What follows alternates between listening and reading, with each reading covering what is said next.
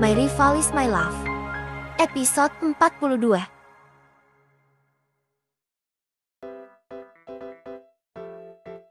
Sekilas, Anggi memperhatikan dirinya di cermin, memeriksa penampilannya dengan dress yang saat ini ia kenakan. Ia coba keluar dari kamar, menuju ke tempat di mana Kenzi menunggu. "Kenzi," panggil Anggi riang. Ia melangkah tepat ke hadapannya, lalu berputar untuk menunjukkan penampilannya kepada Kenzi. "Gimana, Ken? Cakep gak?" Kenzi terbelalak terpana. Ia tak sanggup berkata apa-apa melihat kekasihnya yang nampak begitu cantik. "Gimana, Ken?" Anggi mulai mendekatinya. Dengan sekali tarikan nafas, Kenzi mulai berkomentar. "Oh Neng, lo itu apa-apaan? Apa maksudmu? Lo itu cuma nonton pertandingan basket, bukannya fashion show. Untuk apa lo pakai dress? Mana pendek banget, dan itu riasan wajahmu itu sangat berlebihan. Ini mama yang nyuruh. Lo gak suka ya? Gak, buruan ganti," suruh Kenzi. Kenapa gue harus ganti?" Anggi bingung. Kenapa Kenzi menyuruh mengganti pakaian, padahal ia sengaja berdandan seperti ini hanya untuk membuatnya senang. Tanpa memperdulikan Anggi, Kenzi segera mendorong Anggi dari belakang. Ia mendorongnya sampai kembali ke kamarnya, dan sesampainya di sana, Kenzi langsung membuka lemari, menengok ke atas dan ke bawah mencari sebuah pakaian yang menurutnya pas. Saat itu, pilihannya jatuh pada sweater abu-abu dengan setelan celana jogger. Kenzi lantas memberikannya kepada Anggi. "Nih, lo pakai ini saja." Anggi menerima sambil menggerutu. "Lo itu kenapa sih? Nyuruh gue ganti baju, padahal ini mama lo yang nyiapin." "Berisik, cepetan ganti." "Iya tapi lo keluar dulu," balas Anggi menyuruh. Setelah beberapa menit menunggu di depan pintu, akhirnya Anggi keluar dengan pakaian yang telah dipilihkan Kenzi untuknya. "Nah, sekarang jauh lebih baik," ujar Kenzi sambil merapikan baju Anggi. "Untuk apa lo lakukan ini?" Anggi yang berdiri di hadapan Kenzi bertanya. "Untuk apa?" Kenzi menatapnya selama beberapa detik. "Gue gak suka lo terlihat cantik," ujarnya diakhiri senyum. "Jadi menurutmu tadi gue cantik kan?" tanya Anggi. Saking penasarannya ia sampai menarik-narik tangan Kenzi. "Tentu saja, kalau lo kelihatan cantik, itu akan mengganggu konsentrasi gue," jelas Kenzi. Anggi yang mendengarnya menjadi senang hingga salah tingkah di hadapan Kenzi.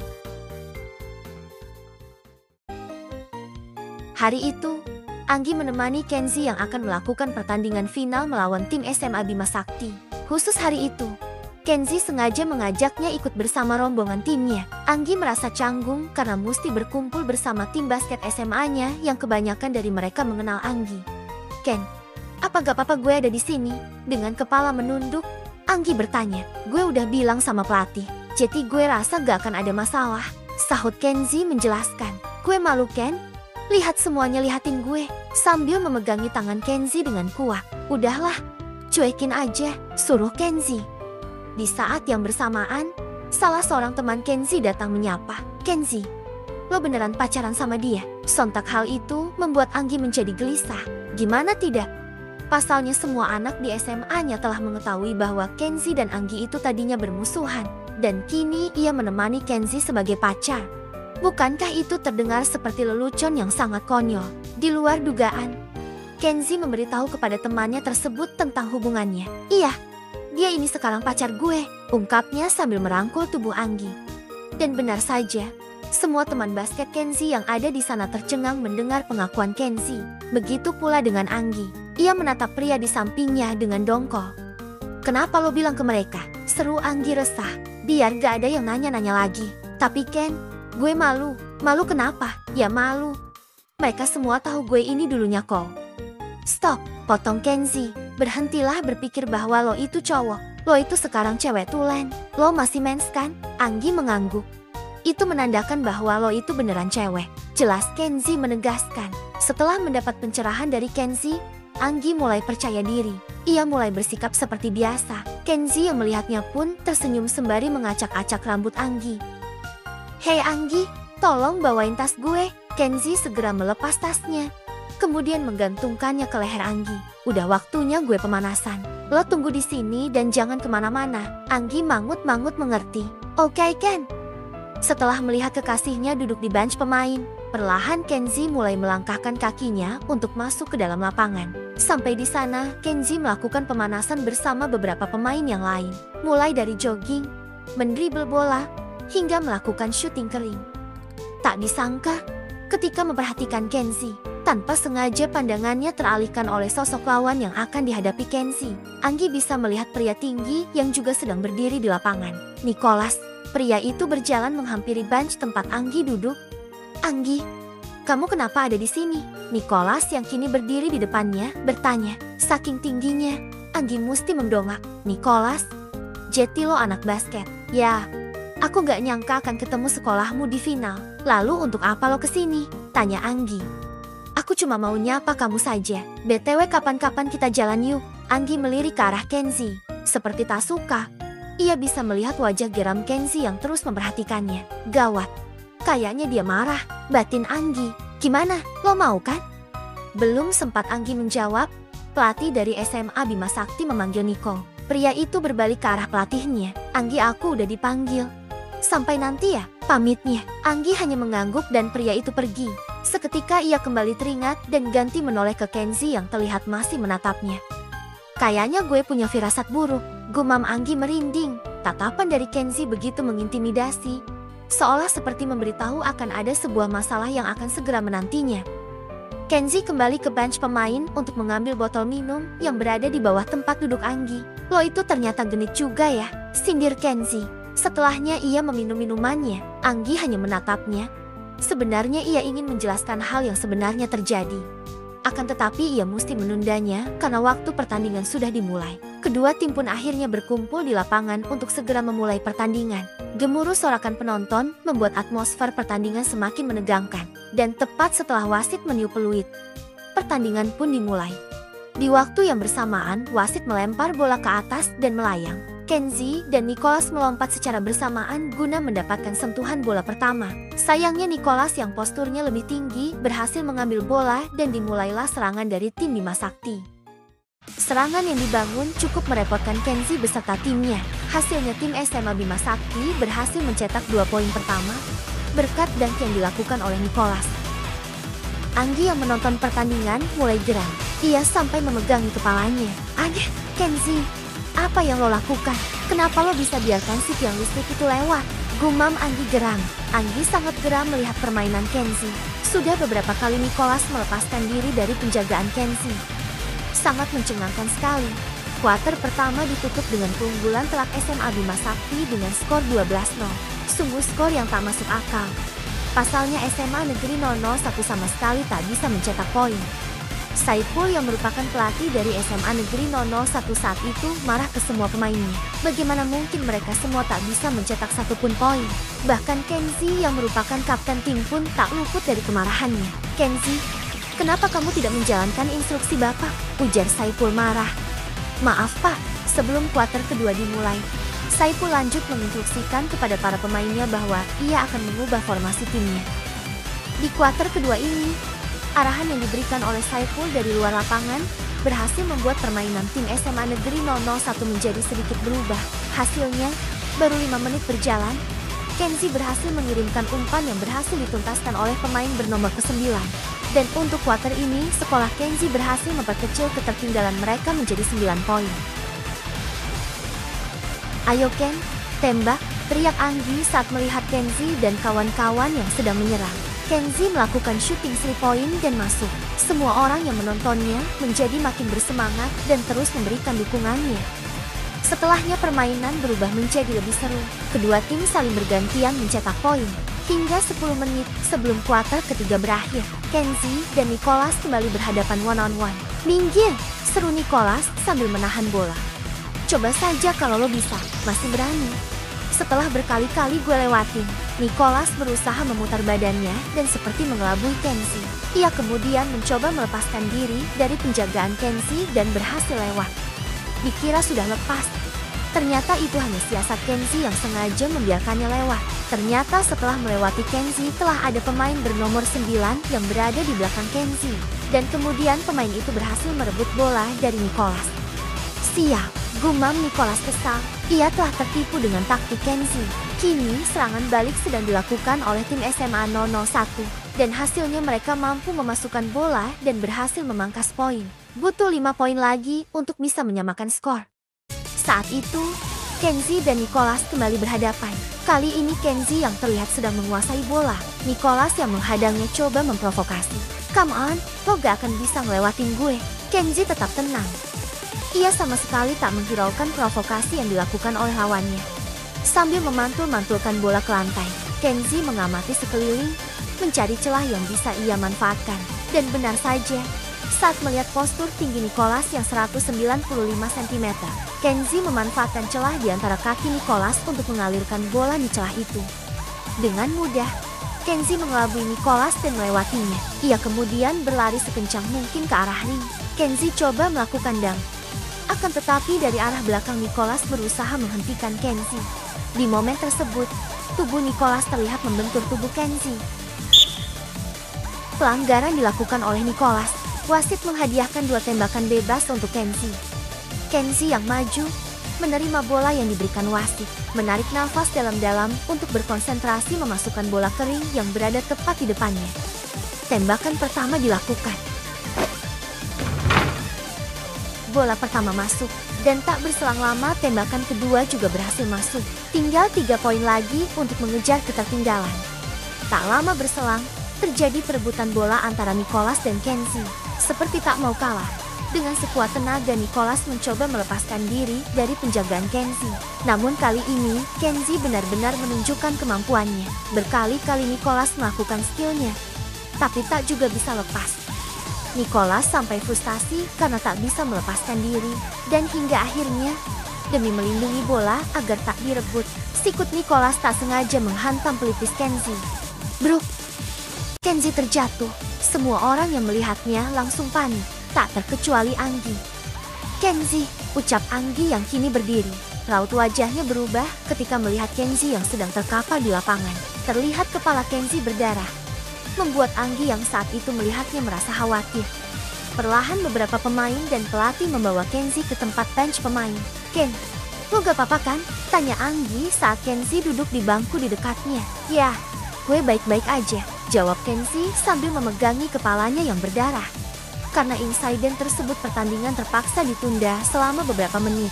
Saipul sempat ingin melakukan perawatan untuk mengobati luka yang dialami oleh Kenzie. Akan tetapi saat memulai Anggi menahannya. Ada apa? Tanya Saipul kepada Anggi. Pak, biar saya aja yang mengobati luka Kenzie, cetus Anggi meminta. Kamu beneran bisa? Anggi mengangguk. Akhirnya Saipul menyerahkan peralatan P3K kepada Anggi. Dan setelahnya pertandingan kembali dimulai. Tapi tanpa Kenzie, dan untuk sementara waktu Kenzie mesti diganti oleh temannya. Oneng, lo kenal orang yang jadi lawan gue itu? Tanya Kenzie yang duduk. Ia juga menunjuk ke orang yang membuatnya mesti menepi. Berisik, bisa diem gak? Kalau lo ngomong terus, gue susah bersihin darah di kepala lo. Tiba-tiba saja Kenzie menangkap tangan Anggi yang sedang membersihkan luka di kepala Kenzie. Anggi terdiam sejenak dan menatapnya. Gue pengen lo jujur sama gue, ucap Kenzie. Oke, gue akan katakan. Tapi setelah gue selesai perbanin kepala lo ini. Mendengar jawaban Anggi, Kenzie lantas melepaskan tangannya. Dengan sabar, ia membiarkan Anggi menyelesaikan pekerjaannya. Dan tak lama Anggi selesai membalut kepala Kenzie dengan perban. Ia kemudian duduk di sebelah Kenzie. Ken, gue gak begitu kenal sama tuh orang. Gue cuma ketemu sekali sama dia saat lo jemput gue waktu futsal tempo hari, ujar Anggi. Lo gak ada kepikiran untuk jalan sama tuh orang kan? Celetuk Kenzie menebak. Anggi yang mendengar pertanyaan Kenzie geram dan langsung memukul bahunya. Tentu saja enggak, Ken. Gue bukan cewek murahan. Baguslah kalau begitu. Kenzie langsung menyenderkan kepalanya ke paha Anggi. Kenzie, apa yang lo lakukan? Anggi mulai risih. Biarin gue istirahat bentar. Gue janji akan segera memenangkan pertandingan ini buat lo. Anggi tersenyum saat mendengarnya. Pada akhirnya Kenzie terlelap di pangkuan Anggi hingga kuarter ketiga berakhir. Ia sama sekali tak tega mengusir Kenzie yang terlihat sangat kelelahan itu. Ken, seru Anggi sambil mengamati jalannya kuarter terakhir yang baru saja dimulai. Apa, emang gak apa-apa kalau lo gak ikut bertanding? Diamlah, biarkan gue fokus pemulihan, suruh Kenzie. Gue udah ada rencana untuk melawan si manusia tiang bendera itu. Kenzie melanjutkan tidurnya lagi. Dasar, lo itu selalu saja percaya diri. Awas aja kalau sampai kalah, ancam Anggi kesal. Cerewet, balas Kenzie santai.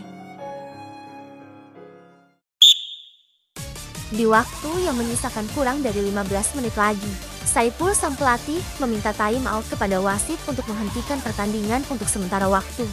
Dan di waktu yang bersamaan Kenzi juga bangkit dan terlihat telah cukup bugar untuk kembali bertanding. Anggi yang melihat Kenzi berdiri ikut berdiri. Ia pun menatapnya. "Ken, lo yakin masih bisa bertanding?" Sambil sedikit melakukan peregangan otot, Kenzi menjawab, "Tentu saja, gue udah siap untuk menyelesaikan pertandingan ini dengan cepat." "Jangan memaksakan diri," suruh Anggi. Kenzi yang telah menyelesaikan pemanasan berbalik menatapnya. "Oneng, gue udah bilang akan memenangkan pertandingan ini buat lo."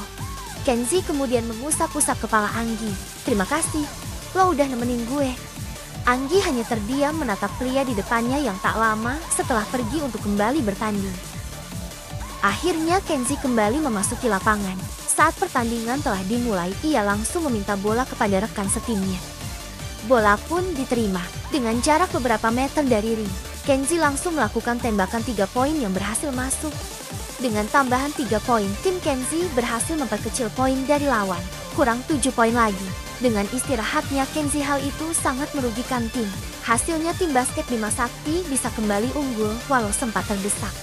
Dan kini dengan masuknya Kenzi kembali ke pertandingan, membuat permainan tim SMA Negeri 001 Jeti semakin membaik. Bahkan di sisa waktu yang hampir habis ini mereka malah mendominasi. Dan di beberapa kesempatan yang ada, Kenzi kembali melakukan tembakan 3 poin yang kembali masuk. Sungguh di luar dugaan, Kenzi memanfaatkan waktu yang pendek ini dengan melakukan tembakan 3 poin sebanyak mungkin. Hal itu sangat membuat tim lawan kelabakan. Pasalnya dari 3 kesempatan yang Kenzi coba, hasilnya sempurna. Ia berhasil memasukkan semuanya. Dan kini jarak poin kedua tim tinggal 1 poin lagi. Pertandingan semakin seru dan memanas menjelang akhir. Kenzi dan Nicholas sama-sama berambisi untuk segera mengakhiri pertandingan final ini dengan kemenangan. Di waktu yang semakin sempit, Kenzi berhasil merebut bola dari Nicholas. Ia segera menggunakan kesempatan itu untuk menyerang balik. Dan lagi-lagi Kenzi hendak melakukan tembakan 3 poin. Akan tetapi masih ada Nicholas yang berusaha melakukan blok di depannya.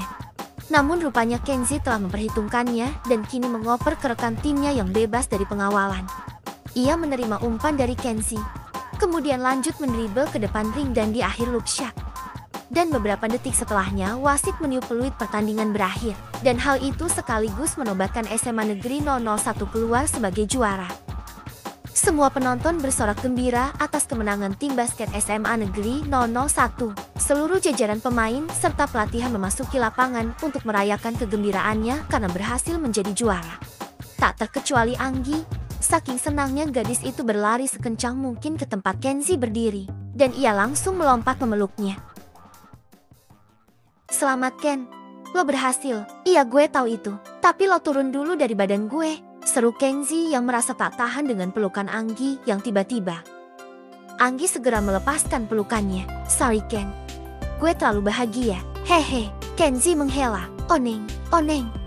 Di momen tersebut, nampak keduanya sangat bahagia. Mereka tersenyum riang merayakan kemenangan tim ini. Dan tak lama dari itu, SMA Negeri 001 telah diumumkan sebagai juara dan para pemain dan pelatih naik ke podium yang berada di tengah lapangan untuk menerima piala yang diberikan oleh panitia penyelenggara. Saat itu, Kenzi maju untuk menerima piala tersebut. Tak cuma juara, Kenzi juga terpilih menjadi MVP di turnamen yang dihelat ini. "Kakak, Anggi kemana?" tanya Widya yang menghampiri Kenzi. "Ke kamar mandi," jawab Kenzi. "Loh, kamu ini gimana? Kenapa nggak kamu temenin?" "Untuk apa mah? Lagian dia cuma mau ganti pembalut aja," terang Kenzi menjelaskan agar ibunya tak berlebihan khawatir. "Memangnya kamu nggak khawatir kalau terjadi sesuatu yang kayak kemarin gimana? Pokoknya mama nggak mau tahu. Cepat susul Anggi sekarang," perintah Widya yang membuat putranya mau tak mau mesti melakukannya. Sementara Anggi yang telah selesai dengan urusannya hendak kembali ke tempat Kenzi. Namun langkah kakinya langsung terhenti ketika berpapasan dengan Bastian. Mereka berdua sempat saling bertatapan selama beberapa detik. "Ang," ucap Bastian yang langsung terhenti. Sangat sulit bagi mulutnya untuk menyelesaikan ucapannya. "Ada apa? Apa ada yang mau lo katakan ke gue?" tanya Anggi saat menyadari gelagat Bastian. "Iya gue mau bicara sebentar." Bastian kemudian berjalan ke balkon. Anggi mengikuti Bastian hingga pria itu duduk di atas balkon. Tanpa basa-basi lagi, Bastian langsung terus terang ke Anggi. Gue sekarang udah percaya kalau lo itu Angga. Sorry guys, ceritanya bersambung.